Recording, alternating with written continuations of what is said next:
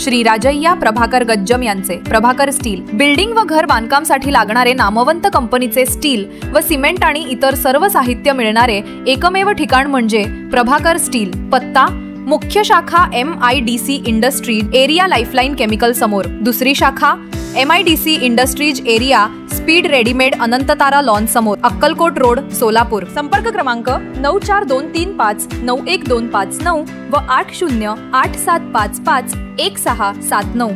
Centre of Indian trade युनियन्सचे 17वे सोलापूर जिल्हा अधिवेशन लालबावटा कार्यालय दत्तनगर येथे उत्साहात पार पडले।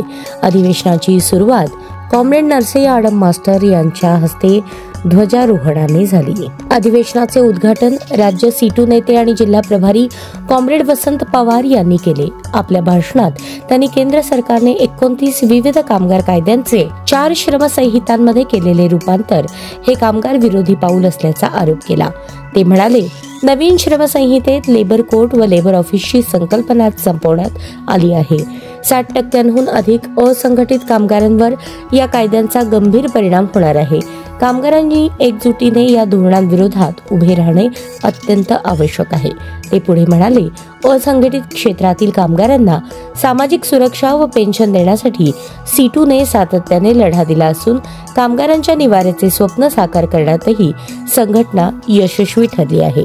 26 नोव्हेंबर रोजी 4 श्रमसंहितेविरोधात देशभरात कामगार संघटना रस्त्यावर उतरणार असल्याची त्यांनी घोषणा केली। C2 जिल्हा सचिव ॲडव्होकेट MH शेख यांनी मागील 3 वर्षांचा राजकीय व संघटनात्मक अहवाल सादर केला। 25 प्रतिनिधींनी चर्चेत सहभाग घेतला।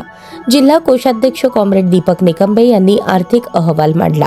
अहवाल सर्वानुमते मंजूर करण्यात आला। Comrade Narsayya Adam master, comrade Venkatesh Kongari, Yusuf Shaikh major, Nasima Shaikh, Nalini Kalburgi आदींनी अध्यक्ष मंडळाचे काम पाहिले।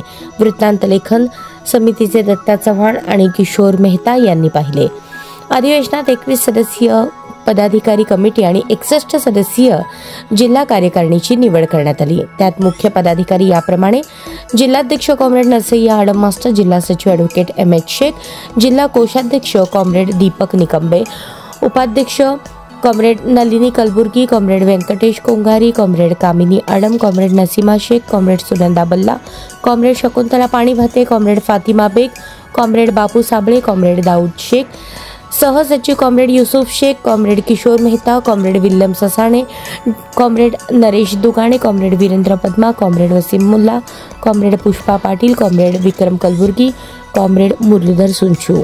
समारोपीय भाषणात जिल्हाध्यक्ष कॉम्रेड नरसय्या आडम मास्टर यांनी महत्त्वाची घोषणा केली। ते म्हणाले, विडी कामगारांना किमान वेतन 402 रुपये, 10,000 रुपये पेन्शन, रोख मजुरी तसेच कॉम्रेड गोदूताई परुळेकर वसाहतीतील मूलभूत सुविधा उपलब्ध व्हाव्यात यासाठी 10,000 महिला कामगारांचा सोलापूर ते मंत्रालय मुंबई असा पायी मोर्चा 14 एप्रिल 2026 रोजी काढण्यात येईल।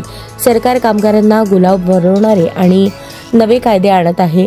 सार्वजनिक उद्योगांचे खासगीकरण करून भांडवलदारांना लाभ देत असल्याचा आरोप करत त्यांनी कठोर संघर्षाची हाक दिली। अधिवेशनात मंजूर झालेले 8 ठराव: विडी कामगारांचे सुधारित किमान वेतन 402 रुपये फरकासहित अदा करा व निवृत्त कामगारांना 10,000 रुपये पेन्शन द्या। यंत्रमाग उद्योगातील कामगारांसाठी कामगार कायद्यांची अंमलबजावणी करा। असंघटित कामगारांना सामाजिक सुरक्षा लागू करा। जनसुरक्षा कायदा रद्द करा। शहराला दररोज पाणी पुरवठा करा। योजना कर्मचाऱ्यांच्या शासकीय सेवेत सामावून घ्या आणि किमान वेतन लागू करा। कॉम्रेड गोदूताई परुळेकर वसाहतीतील पायाभूत सुविधा उपलब्ध करा। नवीन रे नगर परिसरात रोजगार उपलब्धतेसाठी प्रयत्न करा। दिवशी 4 श्रमसंहितेला मान्यता दिली। या 4 श्रमसंहितेमध्ये नेमकं काय आपण अनेक वेळेला पुस्तिका काढून वगैरे सगळं केले, परंतु त्या 4 श्रमसंहितेमध्ये लेबर कोर्ट आणि लेबर ऑफिस नावाची यंत्रणा मोडीत काढलेली पडली। तुमच्या माझ्यासारखे साधे समजदार कार्यकर्ते घेऊन काहीतरी त्या लेबर कोर्टापर्यंत कसं तरी आपण आंदोलन करून पोहोचलो। आता त्यांनी ट्रायब्युनल निर्माण केलं। 2-3 दिवसात त्याचे नियमावली येणार। त्या ट्रायब्युनल मध्ये एक जज असणार आणि एक प्रशासकीय अधिकारीचा माणूस त्याच्यामध्ये बसणार। त्यांना जे वाटेल त्या पद्धतीने ते निर्णय करणार।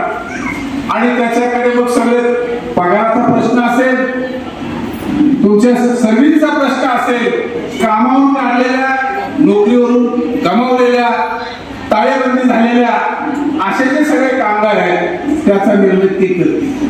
पूर्वी आपण लेबर ऑफिसमध्ये